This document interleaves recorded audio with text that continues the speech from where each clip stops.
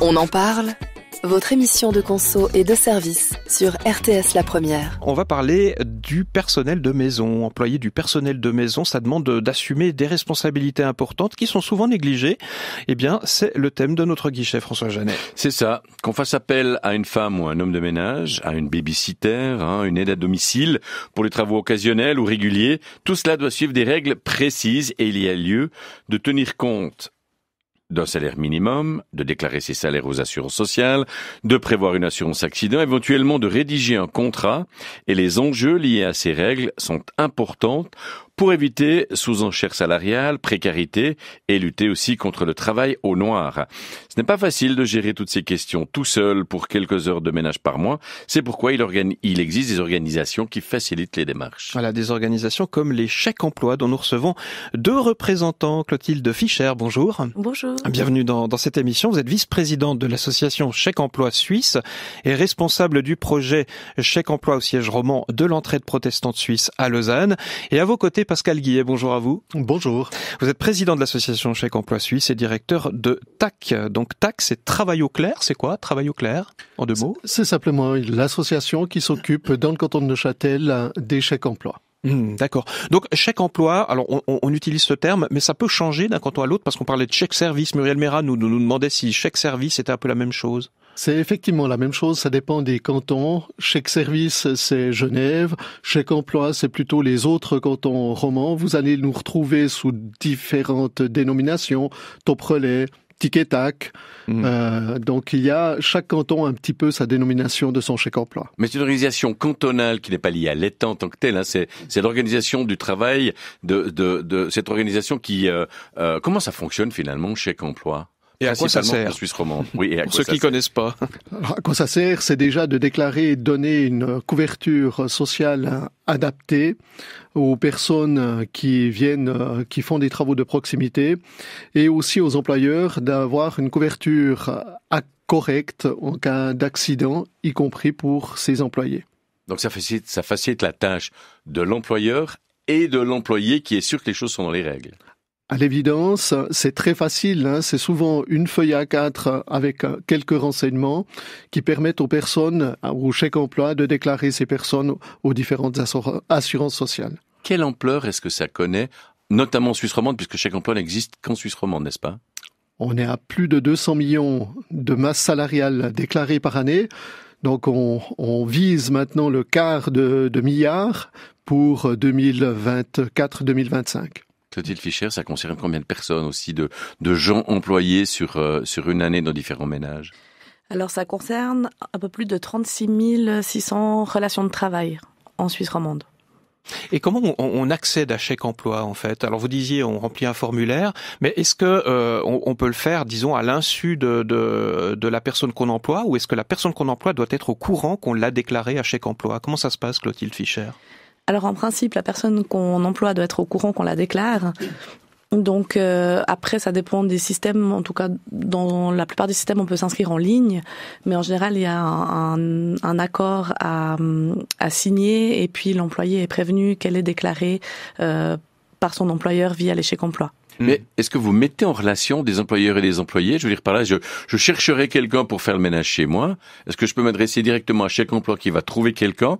Ou est-ce que je trouve le quelqu'un et je vous contacte pour régler toutes les questions administratives? Alors effectivement, Chèque emploi ne fait pas de placement. Donc c'est, l'employeur trouve son employé et puis s'adresse ensuite à Chèque emploi pour régulariser la relation de travail. On n'effectue pas de placement. Par contre, il y a plusieurs systèmes qui permettent de trouver des femmes de ménage ou des employeurs en ligne avec des sites internet mis à disposition par les chèques emploi. Alors vous disiez, Pascal Guillet, quelque chose qui m'a frappé, qui m'a interpellé, c'est que Chèque emploi s'occupe aussi de l'assurance accident. Alors moi je pensais que Chèque emploi c'était seulement les cotisations sociales, ça intègre aussi une couverture accident? Alors en fait, les cotisations sociales, c'est aussi l'assurance accident. Ça peut être de la LPP si la personne atteint le minimum LPP. Donc toutes les prestations sociales obligatoires pour les personnes qui font des travaux de proximité ou tout travailleur. Donc il n'y a pas besoin de payer 100 francs à une assurance privée pour couvrir son personnel de ménage. Alors pas du tout. Si vous passez par les chèques emploi, on s'occupe de tout. D'accord. Qu'est-ce qui vous distingue? Parce qu'il existe d'autres sociétés privées qui font de la publicité d'ailleurs, qui permettent d'engager des hommes, des femmes de ménage. Qu'est-ce qui vous distingue de des organisations privées, ces entreprises? Alors, nous sommes des associations sans but lucratif. Ça veut dire qu'on n'a pas besoin de rémunérer ni des actionnaires, ni des propriétaires. Le bénéfice que l'on retirerait de l'activité des chèques emploi est réinvesti dans les chèques emploi. Et ça a quelle différence concrète pour l'employé ou l'employeur? Alors, si on prend un salaire, par exemple, de 25 francs net, effectivement, on arrive entre 29 et 31 francs de charge totale pour une heure de ménage. Alors que les autres concurrents doivent faire du bénéfice sur cet élément-là et on arrive à des prix bien plus élevés que ça. Autrement dit, l'employeur paye un peu plus cher qu'avec chèque emploi et l'employé touche un peu moins d'argent si ça se trouve? Équivalent, on peut dire, mais en tout cas pas plus. Vous touchez une commission, vous touchez quelque chose, chèque emploi, Clotilde de Fischer? On prélève effectivement des frais de gestion de 5% du salaire déclaré. Ça permet de couvrir en fait le travail administratif qu'on fournit. Et pardon, est-ce qu'il y a un salaire horaire minimum? Vous donnez des prescriptions aussi au niveau de la rémunération? Alors il existe une législation au niveau fédéral, le contrat type pour l'économie domestique, qui édicte des salaires minimums. Pour le canton de Vaud, on a aussi un contrat type. Dans chaque canton, il y a différentes législations. En tout cas, pour Chèque Emploi Vaud, nous, on a pris le parti de faire des recommandations un peu plus élevées parce qu'on observe en fait que le salaire minimum est assez éloigné de ce qui est pratiqué. Donc, effectivement, on impose un salaire minimum au-dessus duquel on n'entre pas en matière. À peu près, c'est combien? Ça tourne à combien l'heure de ménage? Alors, ce qu'on observe le plus souvent, c'est le 25 francs net, oui, qui correspond à un salaire brut de 26 francs 94. Voilà. Donc, il faudrait pas être en dessous. Alors, nous, on descend pas en dessous de 20 francs net. Voilà. Donc ça, c'est ce que touche l'employé. Exactement. Et l'employeur va payer à peu près? Alors, si l'employé touche 25 francs net, l'employeur va payer autour de entre 29 et 31 francs de coût total. Ça dépend des cantons parce qu'on n'a forcément pas toujours les mêmes cotisations. Pascal Guillet, quelque chose à rajouter? Non, je crois qu'effectivement, on l'a dit, il y a un coût qui est raisonnable au niveau de tout le travail administratif qui est fait derrière, parce que c'est quand même beaucoup de choses à assurer au niveau des personnes et des employeurs. Voilà pour le fonctionnement de Chèque Emploi que vous représentez, donc l'association que vous représentez tous les deux, Clotilde Fischer et Pascal Guillet. Toutes vos questions sur l'emploi du personnel domestique, mais ça peut être aussi d'autres personnes d'ailleurs. On avait une question justement, François, à ce propos, de savoir qu'est-ce que ça recouvrait finalement Chèque Emploi, donc avec nos deux invités qui représentent l'association Chèque Emploi, Clotilde Fischer et Pascal Guillet. Quels sont les domaines de travail qui sont représentés par Chèque Emploi, qui sont pris en charge par Chèque Emploi? Alors le travail domestique, c'est donc le travail qui se déroule au domicile de l'employeur. Donc principalement, effectivement, on a des travaux de ménage, on peut avoir de la garde d'enfants, et puis de plus en plus, on voit se développer la garde à domicile de personnes qui soient malades, âgées, qui ont besoin de soins particuliers. Et puis on a aussi le jardinage occasionnel, et puis les répétiteurs, les répétitrices qui viendraient pour l'aide aux devoirs. Mais ça veut dire qu'à la base, par exemple, justement, à quoi il faut veiller? On a dit, il faut payer les charges sociales, il faut qu'il y ait une assurance accident. Dans tous les cas de figure, quelles sont les règles de base liées au fait d'employer quelqu'un qui vient rendre ses différents services à domicile? Alors, dans l'économie domestique, la déclaration de l'employé doit se faire dès la première heure. Donc, ça, c'est quelque chose auquel il faut veiller. Et puis, il faut pas oublier que c'est un travail. Donc, si vous engagez quelqu'un chez vous, vous devenez un employeur ou une employeuse et vous avez des obligations et le droit du travail s'applique à la relation de travail. Et les questions arrivent à notre standard. On va prendre tout de suite Fabienne qui nous appelle du Jura. Bonjour Fabienne. Bonjour. Alors merci déjà pour votre émission. Alors voilà ma question. Je suis engagée par une personne à l'AI qui a la contribution d'assistance. Donc j'ai pris contact avec elle le 20 mars et puis malheureusement la semaine suivante je devais aller chez elle. J'ai été hospitalisée, après j'ai eu 15 jours d'arrêt. Donc maintenant, on n'a toujours pas réussi à signer le contrat parce que son assistante sociale a été malade, etc. Voilà. Donc maintenant, moi j'attends pour signer mon contrat, du fait que je vais travailler chez elle environ 8h, 8h30 par semaine. Et puis, depuis le 11 avril, j'attends. Alors je ne sais pas à quelle date je peux prétendre signer mon contrat, si c'est la première rencontre qui a eu lieu le 20 mars ou la première fois que je suis allée travailler effectivement chez elle. Je suis un petit peu dans le flou et je sais pas trop comment ça se passe. Alors voilà, je voulais savoir un petit peu qu'est-ce que j'ai comme droit. La question du contrat, Clotilde Fischer, est-ce qu'un contrat oral suffit? Et puis quand est-ce qu'il commence le contrat? Est-ce que c'est les heures effectives ou est-ce que c'est le début de la collaboration? C'est au moment où on dit on va travailler ensemble? Tout à fait. Le contrat oral est un contrat qui est valable. Ouais. Donc, il suffit que vous vous rencontriez, que vous disiez, venez 8 heures par semaine chez moi tous les mercredis et les jeudis. Et là, c'est OK, c'est un contrat qui est valable. Ensuite, la situation de Fabienne a l'air assez complexe. Disons que si elle était déjà venue travailler avant son incapacité de travail, en principe, le contrat avait déjà commencé. Donc, en principe, c'est le contrat commence à partir du moment où le travail commence. Mais qu'est-ce qui se passe quand on est en incapacité de travail, en arrêt maladie, par exemple? Est-ce qu'on est payé quand même? Enfin, l'employeur doit nous payer quand même? Oui, alors tout à fait. Il y a des obligations de payer le salaire en cas de maladie. Alors après, ça dépend tout. Dans certains services de Chèque Emploi, comme dans le canton de Vaud, on a une assurance perte de gain maladie qui va en fait prendre en charge une partie du salaire, 80% du salaire à partir du 31e jour de la maladie. Donc il y a un délai de 30 jours. Pendant ces 30 premiers jours, c'est l'employeur qui est tenu en fait de rémunérer l'employé comme si elle était venue. Après, dans tous les cas, vous avez l'échelle bernoise qui s'applique, donc s'il n'y a pas d'assurance perte de gain, donc l'employeur est tenu de rémunérer l'employé comme si elle ou il était venu pendant une durée qui est déterminée par ce qu'on appelle justement l'échelle bernoise. Après, dans le cas de Fabienne, c'est un peu compliqué parce que c'était, je crois, la première semaine de prise d'emploi, donc c'est un cas complexe, mais il y a une obligation effectivement de rémunérer l'employé en cas d'incapacité de travail pendant une période définie. Un conseil peut-être à donner à Fabienne, elle pourrait s'adresser à qui pour avoir un conseil sur en fait ses droits, ses devoirs et Pascal Guillet? Alors, elle peut s'adresser déjà au Chèque Emploi. Oui. Ça, c'est clair qu'on pourra la renseigner sur les bases du contrat de travail. C'est aussi le rôle des Chèques Emploi.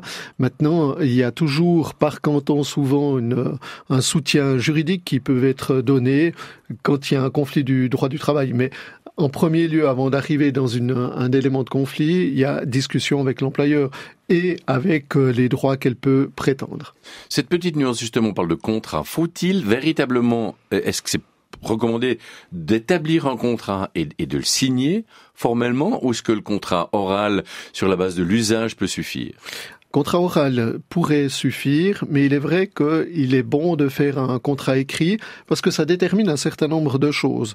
Les absences, les vacances, les éléments de ce type, si on le fait par écrit, ça évite peut-être des interprétations d'un côté comme de l'autre. Est-ce qu'on est absolument obligé de définir une régularité, par exemple, dans les services, ou bien est-ce qu'on peut dire à la personne, vous venez un peu quand j'ai besoin de vous, par exemple, si un mois je suis en vacances et puis que j'ai pas besoin que la personne vienne faire le ménage, est-ce qu'on peut établir un contrat sur cette base? Si la personne est d'accord, évidemment. À la demande. À la demande. Non, vous faites la moue, là. Non, c'est pas top. En principe, on demande, dans le contrat de travail, l'horaire de travail, même dans un contrat oral, doit être défini. C'est en principe pas du travail sur appel, donc il faut définir quand même un horaire de travail, d'autant plus que le ménage, c'est quand même un emploi régulier. La personne vient régulièrement, elle vient pas une fois par année. Dans l'élan de la remarque et de la situation de Fabienne, ça m'inspire Les résiliations de contrat, justement, là aussi, comment est-ce que ça s'applique? Est-ce qu'il y a un délai? Je veux dire par là, on emploie quelqu'un régulièrement, on doit lui faire savoir suffisamment tôt à l'avance qu'on va mettre fin, si ça se trouve, à une collaboration. Alors tout à fait, c'est soit selon le contrat de travail, mais au minimum le code des obligations qui est applicable. Oups. Voilà, je voulais faire signe à José Pour Moreno. envoyer vos messages vocaux par WhatsApp, Signal, Telegram ou Tréma, 076 206 12 12. Bonjour. À propos du travail des femmes de ménage, je voulais vous témoigner une chose. Si l'on travaille moins de 8 heures par semaine chez le même patron, on n'est pas assuré en cas de perte de gain. Alors assuré caisse maladie, accident oui, mais pas perte de gain. Et beaucoup ne sont pas au courant. Donc il est important de savoir qu'avant l'âge de 55 ans, il faudrait faire une assurance perte de gain, indépendamment nous, de notre côté, pour en cas de problème avoir droit à quelque chose. Après 55 ans, plus personne ne voudra assurer la personne. Voilà, bonne journée, au revoir. Question de Monique, reçue par WhatsApp audio. C'est ce que je voulais indiquer justement à José Moreno en régie, en montrant mon propre smartphone qui est tombé sur la table. Voilà. Est-ce que quelqu'un veut réagir à ce message de Monique, Clotilde Fischer? Je remercie Monique pour son message et pour ce sujet. Oui, alors... comme je l'ai mentionné tout à l'heure, plusieurs services de chèque emploi ont une assurance perte de gain incluse en fait dans les prestations. Donc, si l'employeur passe par notre service, l'âge de l'employé ne va pas être pris en compte. Donc, peu importe si vous avez plus de 55 ans, après le nombre de prestations, le nombre d'indemnités journalières diminue drastiquement une fois que l'employé a atteint l'âge de la retraite. Mais avant l'âge de la retraite, c'est égal. L'âge de l'employé ne compte pas. Après, la question de plus ou de moins de 8 heures par semaine joue un rôle par rapport à l'assurance accident. Donc l'assurance accident professionnelle, donc les accidents qui ont lieu sur le lieu de travail sont obligatoires dès la première heure. Et puis l'assurance accident non professionnel, donc qui va couvrir les accidents et la perte de gain qui résulterait d'un accident non professionnel, est obligatoire à partir de 8 heures et plus par semaine chez le même employeur. Voilà. On va prendre un autre téléphone, 0800 108 208. On parle donc, vous l'avez compris, de travail domestique, droits et devoirs des employeurs et des employés. Et on a Marc au téléphone qui nous appelle de Genève. Bonjour Marc. Oui, bonjour.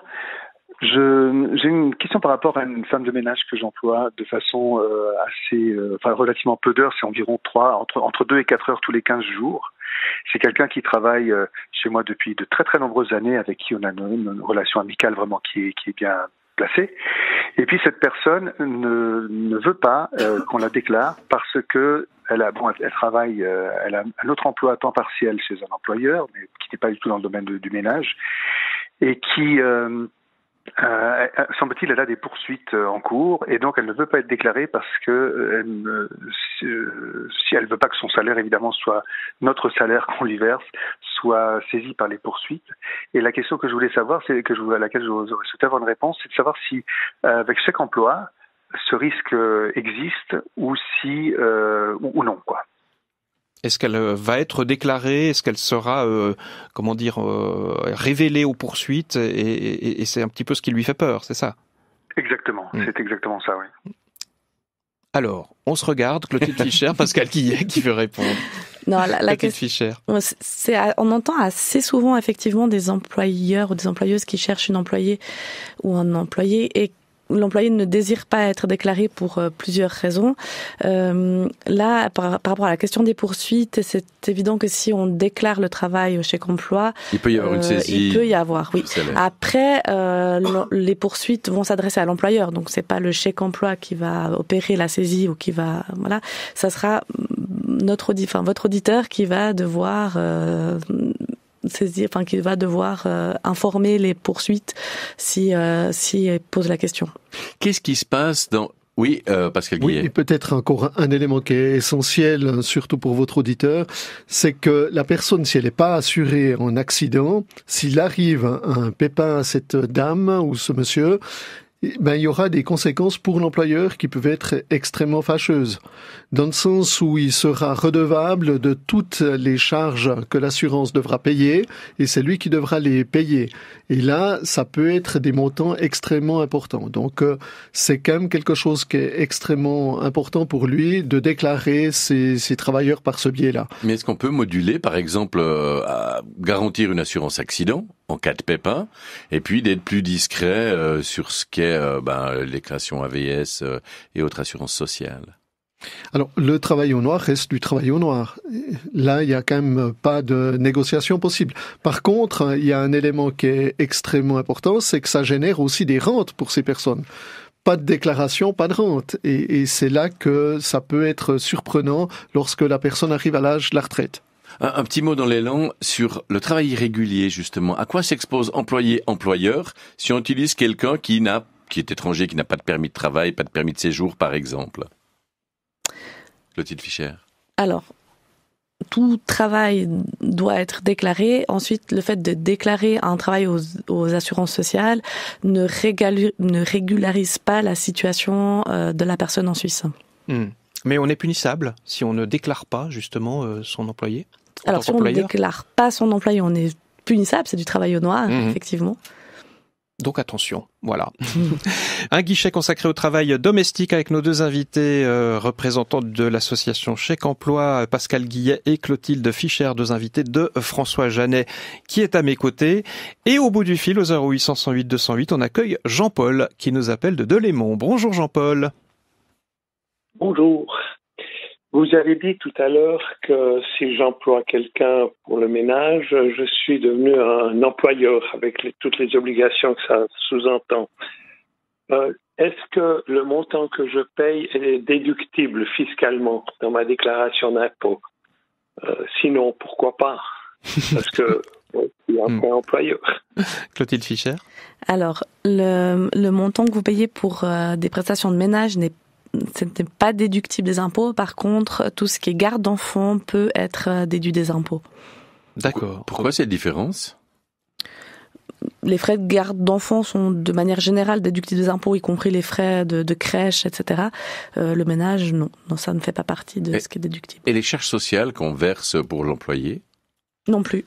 Donc rien n'est déductible dans ce qu'on paye. Il n'y a même pas une part, la commission que vous percevez, par exemple, même pas ça n'est... Pour le ménage, rien du tout. Rien, oui. D'accord. Voilà, vous avez votre réponse. Merci à Jean-Paul qui nous appelait de Delémont. Un autre appel, Bernard du canton de Vaud est avec nous au 0800 108 208. Bonjour Bernard. Oui, bonjour. Vous m'entendez? On vous entend, on vous écoute. D'accord. Alors, je téléphone, en fait, on a une femme de ménage. On a un subside de l'AI, en fait. Et ce qui se passe, elle est venue travailler. Au point de vue travail, ça va. Mais elle a eu l'enterrement de son père en Algérie. Donc, elle n'est pas venue une fois. Elle travaille une demi-journée par semaine. 4h30. Et après, elle était malade, donc elle n'est pas venue. Elle nous a dit qu'elle a été chez le Toubib. On n'a rien vu ni de certificat médical, ni de certificat de décès, ou je sais pas comment ça s'appelle. Et puis, la troisième fois, là, elle est venue et elle nous a dit qu'elle avait eu une alerte sur son téléphone pour le Covid. Donc, elle n'avait pas de masque, donc on y a prié de ne pas venir travailler. Et puis là, on en est là. Elle vient normalement demain, elle vient le mercredi matin. Bernard, alors, petite question, vous l'employez en direct ou vous avez recours à Chèque Emploi, par exemple? On l'emploie en direct. On paye l'assurance, on paye les charges sociales qu'elle doit à je sais plus, à l'AVS ou je sais plus quoi, tout ça on paye. Donc son salaire, c'est la somme payée à l'heure par l'AI, qui sont les vacances comprises, et moins les déductions qu'on doit faire à charge. Pour l'assurance accident, on paye de nous-mêmes. c'est pas retenu sur son salaire. Mmh. Et votre question, en fait, c'est voilà, qu'est-ce que vous devez faire dans cette situation? Pendant la période d'essai, premièrement. Allez, en période d'essai, là. Oui. Est-ce que ces absences, on les prend en charge, ou est-ce que ces absences, on ne les prend pas en charge? Je vous dis encore une autre chose, c'est que au point de vue, elle a commencé il y a pas longtemps, et au point de vue contrat de travail, il n'est pas encore terminé. D'accord. La peine, voilà. Il n'a pas été encore conclu. Merci de votre témoignage, Bernard. Qu'est-ce qu'on peut conseiller à Bernard Pascal Guillet? Mais volontiers. Je crois qu'il y a un élément primordial. Il faut appliquer le code des obligations ou le contrat de travail s'il est plus avantageux pour la personne. Dans le cas présent, il n'y a pas de contrat de travail, donc c'est le code des obligations qui est applicable, tant pour le droit, pour les jours de décès de sa maman, que pour le certificat médical. Après, elle a les mêmes obligations envers un autre employeur. Ça veut dire elle doit fournir un certificat médical pour être payée par l'employeur.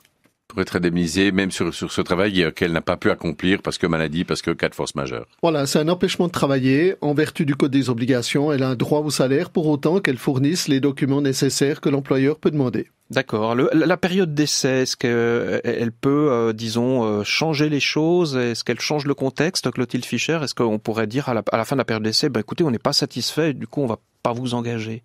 Alors, après la période d'essai, de toute façon, la période d'essai est faite justement pour se rendre compte des capacités de l'un et de l'autre, et ils peuvent être mis fin durant la période d'essai au contrat. Même après la période d'essai, on peut mettre fin au contrat, mais en respectant un délai légal de congé. Durant la période d'essai, il faudra avoir le contrat ou le code des obligations pour le délai de congé. Là encore, cet auditeur a tout fait en direct, c'est lui qui paye les charges sociales, etc. En passant par chèque emploi, on se facilite une nouvelle fois la tâche dans les cas de figure comme celui-là? Alors, dans le cas présent, il aurait pu bénéficier d'une aide, je dirais, juridique de la part de nos services en faisant l'analyse et en nous disant, voilà exactement ce qui s'est passé, puis on aurait pu le renseigner sur un certain nombre de choses. Tout ça a un coût de, vous prenez 5% quand même, ça rangerait un tout petit peu, mais ça rend service.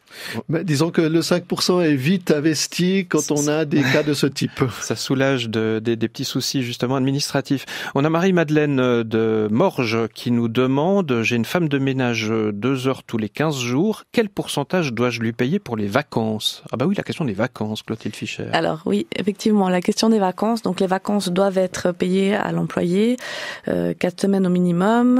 Donc ensuite, quand on a un horaire qui est défini, donc là, Marie-Madeleine explique que son employé vient tous les 2 semaines. Jours, oui. Donc en principe, c'est un horaire qui est connu. Donc il faudrait rémunérer la personne quand elle prend ses vacances. Donc même quand elle vient pas, on paye la facture. Quand elle vient pas, la payer comme si elle était venue. Ensuite, si le travail est très irrégulier, ça veut dire on peut pas prévoir quand l'employé vient ou serait venu quand elle prend ses vacances, on peut inclure une part vacances à l'intérieur du salaire horaire de 8,33%. Donc on doit majorer le salaire horaire de 8,33% qui correspondra à 4 semaines de vacances par année. Et puis pour une personne qui aurait le droit ou à qui on aimerait donner 5 semaines de vacances, on majore le salaire de 10,64%. Est-ce que ça s'appliquerait aussi, ça correspond aussi à la question de Bernard, est-ce qu'il est possible d'employer une retraitée par le biais de chèque emploi et cas échéant, qu'on va lui payer les vacances de la même façon? Alors oui, on peut employer des personnes qui ont un tel âge de référence. Le paiement des vacances c'est le même que tout employé. Ensuite, il y a un droit qui est plus élevé si la personne a plus de 55 ans et travaille depuis plus de 5 ans chez le même employeur. Ensuite, par rapport aux cotisations, il n'y aura pas les mêmes cotisations. Donc, en dessous de 1400 francs, l'employé n'est pas obligé de cotiser à tout ce qui est AVS, etc. 1400 francs, c'est le salaire annuel, mensuel? Le salaire mensuel chez le même employeur. Et puis, depuis cette année, l'employé a le choix de quand même cotiser à l'AVS en dessous de 1400 francs, mais elle n'est pas obligée ou il n'est pas obligé. Et puis, donc voilà. Donc après, reste obligatoire bien sûr l'assurance accident. Avant de prendre un nouvel auditeur en ligne, nous avons cette question de Sandra qui revient un peu à ce que nous disions tout à l'heure. Nous avons engagé une femme de ménage pour 3 heures par semaine. Si on décide un jour qu'elle ne vienne pas, car on n'a pas besoin d'elle pour X raisons, est-ce qu'on doit la payer? Alors, tout à fait. Si l'empêchement de travail émane de l'employeur, l'employeur est tenu de maintenir le salaire de l'employé. Si ça a été convenu comme ça, c'est-à-dire, oui. Oui, c'est ça. C'est ce que vous vouliez dire, François. Ouais. Oui, si ça a été convenu de venir 3 heures par semaine, voilà. Effectivement, si c'est un horaire défini et puis que voilà, elle vient 3 heures tous les mardis et qu'un mardi l'employeur demande à son employé de pas venir, l'employeur est tenu quand même de verser son salaire à l'employé. On accueille Rodolphe au bout du fil, 0800 108 208. Bonjour Rodolphe. Oui, bonjour. Merci de votre émission. On vous écoute. Alors, je voulais juste apporter une petite contribution. Bon, c'est une situation un peu extrême, mais je crois que c'est important de le signaler. Lorsqu'une personne travaille à moins de 8 heures par semaine chez un employeur et qu'elle est assurée en accident professionnel, cela inclut aussi les accidents qui peuvent survenir sur le temps du parcours pour aller chez l'employeur et le temps du parcours où la personne rentre chez elle.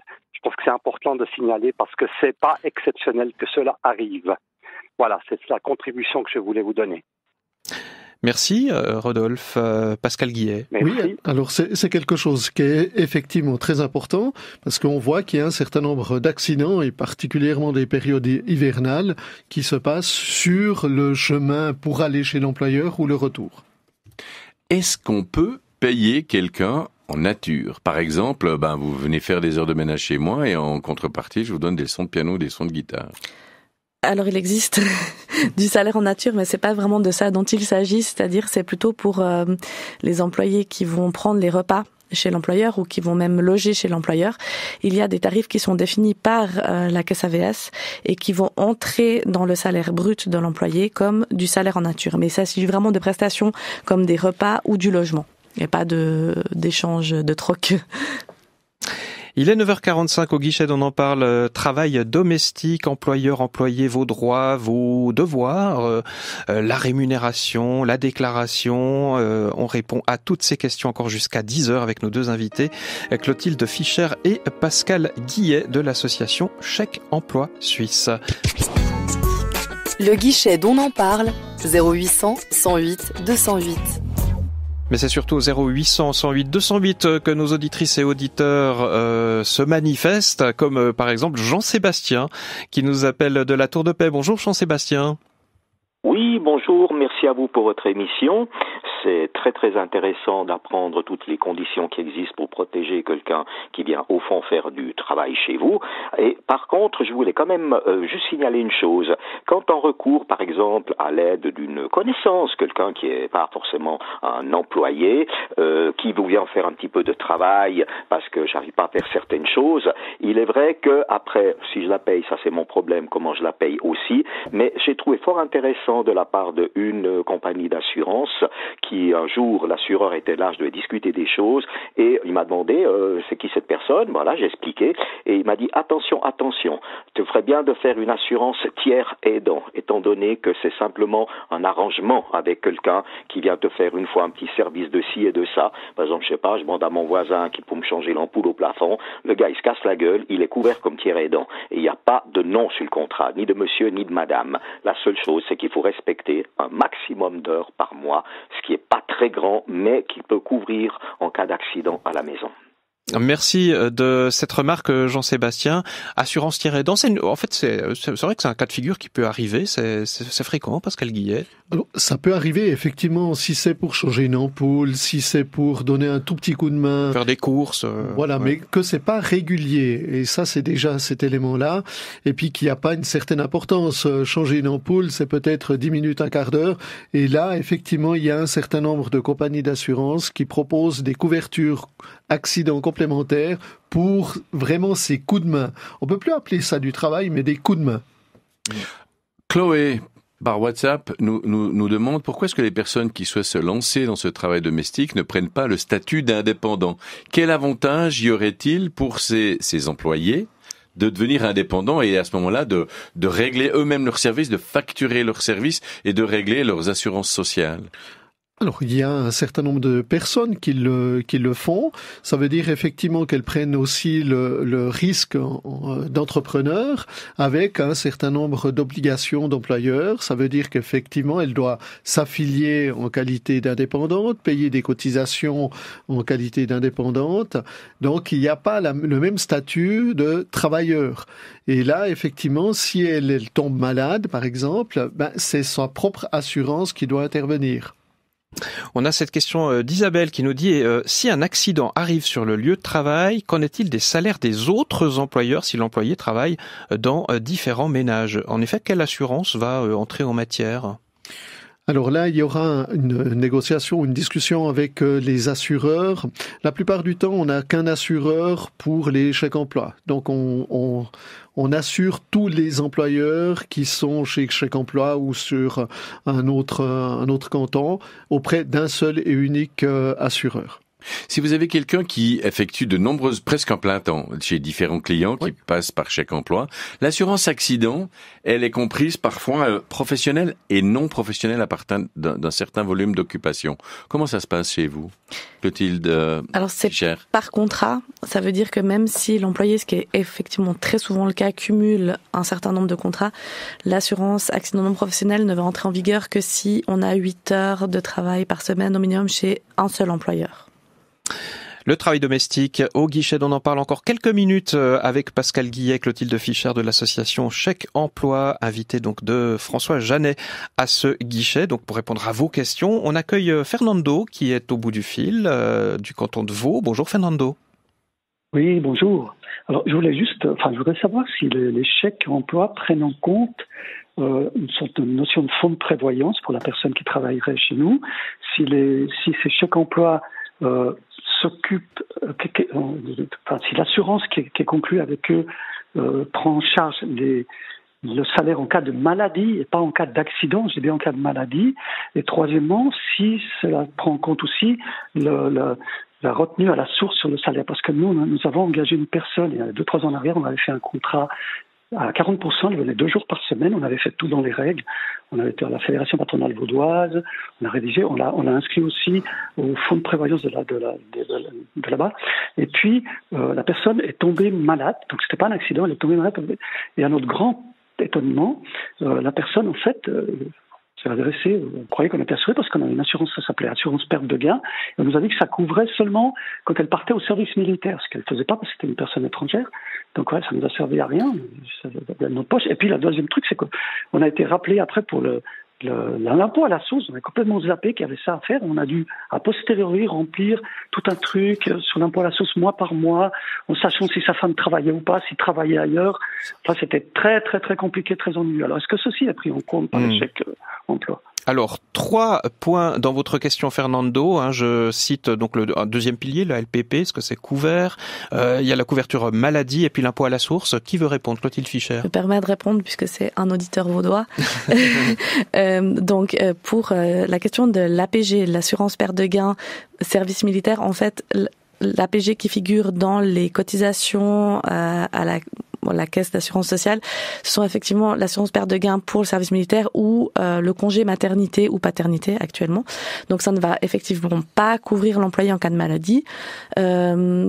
Avec Chèque Emploi Vaud, vous avez une assurance perte de gain maladie qui, comme je l'ai mentionné tout à l'heure, va entrer en jeu à partir après un délai d'attente de 30 jours. Donc va pouvoir couvrir le salaire de la personne en incapacité de travail pendant une durée assez longue, mais limitée. Ça, c'était pour répondre à la question de la perte de gain maladie. Maintenant, par rapport au deuxième pilier, oui, je crois que tous les services de Chèque Emploi offrent une couverture de deuxième pilier pour les personnes dont le salaire va dépasser le seuil chez un seul employeur. Donc, il faudra que la personne gagne plus que 1837,50 francs chez le même employeur par mois. Dans le canton de Vaud, on va probablement introduire prochainement la possibilité de cotiser en dessous. Ça, c'est pour le deuxième pilier. Et puis la troisième question de votre auditeur concernait l'impôt à la source. Donc les services de Chèque Emploi s'occupent de la déclaration des impôts à la source pour les personnes qui y sont soumises.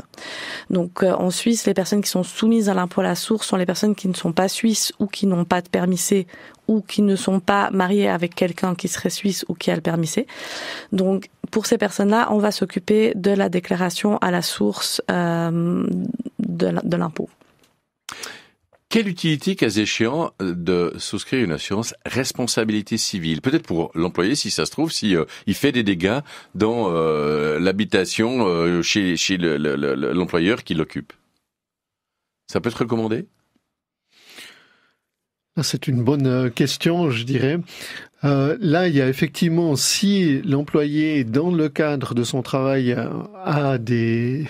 effectue des dégâts à l'employeur, il y a une part de responsabilité, pour autant que ça soit pas l'outil de travail habituel et usuel.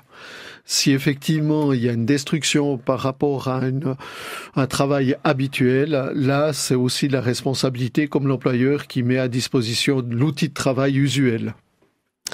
Voilà ce qu'on pouvait répondre. On va gentiment refermer ce guichet parce qu'on arrive, disons, au terme de cette émission. On remercie bien sûr nos deux invités, Clotilde Fischer, vice-présidente de l'association Chèque Emploi Suisse et responsable du projet Chèque Emploi au siège roman de l'entraide protestante suisse à Lausanne, et Pascal Guillet, président de l'association Chèque Emploi Suisse et directeur de TAC, donc Travail au clair, à la Caisse cantonale neuchâteloise d'assurance chômage.